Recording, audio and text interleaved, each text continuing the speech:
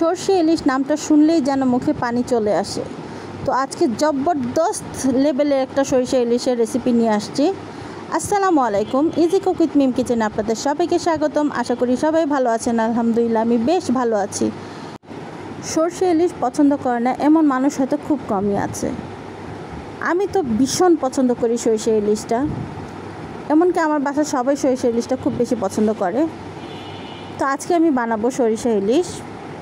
সরিষা ইলিশ বানাতে আমার যা যা লাগবে, আমি নিয়েছি দুটি মাঝারি সাইজের ইলিশ মাছ।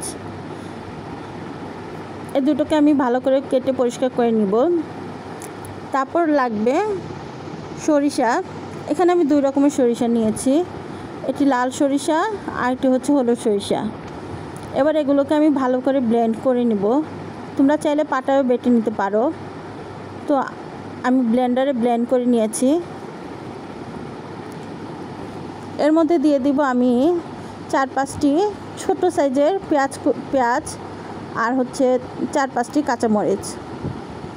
এগুলো দিয়ে আমি খুব ভালো করে ব্লেন্ড করে নেব, একদম মিহি পেস্ট করে নেব। এই দেখো আমার সরিষাগুলি সুন্দর করে পেস্ট করা হয়ে গেছে। এবার আমি একটি কড়াইতে বাটা সরিষাগুলো নিয়ে নেব। এর মধ্যে একে একে হলুদ গুঁড়ো,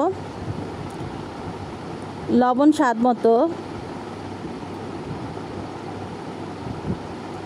মরিচ গুঁড়ো,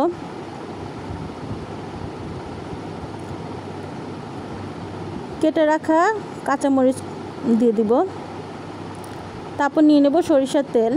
এটা তো অবশ্যই সরিষার তেল দিতে হবে। সরিষার তেল দিলে এটার ঘ্রাণ ফ্লেভার সবই খুবই ভালো আসে, খুবই সুন্দর ঘ্রাণ বের হয়। তারপর আমি নিয়ে নেব কেটে রাখা ইলিশ মাছগুলো।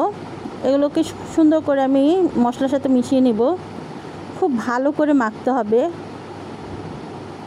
এটার মাখাটা যত ভালো হবে মাছটা খেতে খুবই মজা হয়। আমি খুব ভালো করে এটাকে মেখে নিচ্ছি খুব সুন্দর করে। তারপর আমি ব্লেন্ডার জারটা ধুয়ে এটার মধ্যে পানি দিয়ে দিচ্ছি, পরিমাণ মতো পানি দিব। এবার ভালো করে মেখে আমি এটাকে চুলায় বসিয়ে দিব। ঢাকনা দিয়ে ঢেকে চুলাটা জ্বালিয়ে দিব। এবার বলক চলে আসলে আমি ঢাকনাটা তুলে আমি এটাকে আলতো করে একটু ঘুরিয়ে ঘুরিয়ে নেড়ে দিব। এটা খুব জোরে করে নাড়া যাবে না, একটু আলতো আলতো করে নাড়তে হবে। এই সরিষা ইলিশটা খেতে যে কী পরিমাণ মজা হয়, যারা খেয়েছো তারা তো জানোই, আর যারা খাওনি একবার অবশ্যই ট্রাই করবা।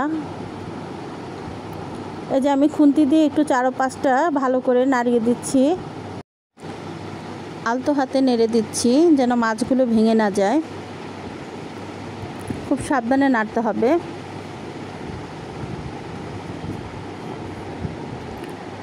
এবার আমি ঢেকে আর কিছুক্ষণ রান্না করে নিব যেন মাছটা সিদ্ধ হয়ে যায় ভালো মতো।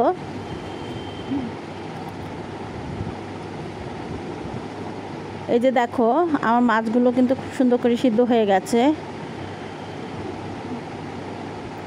আর এই তরকারিতে একটু ঝোলটা একটু বেশি রাখতে হয়, কারণ এই তরকারিটা ঠান্ডা হয়ে গেলে তখন ঝোলটা আরও গাঢ় হয়ে যায়।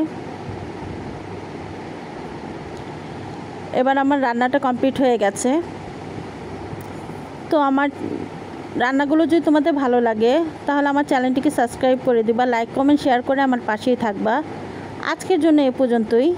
সবাই ভালো থাকবা, সুস্থ থাকবা। আল্লাহ হাফেজ।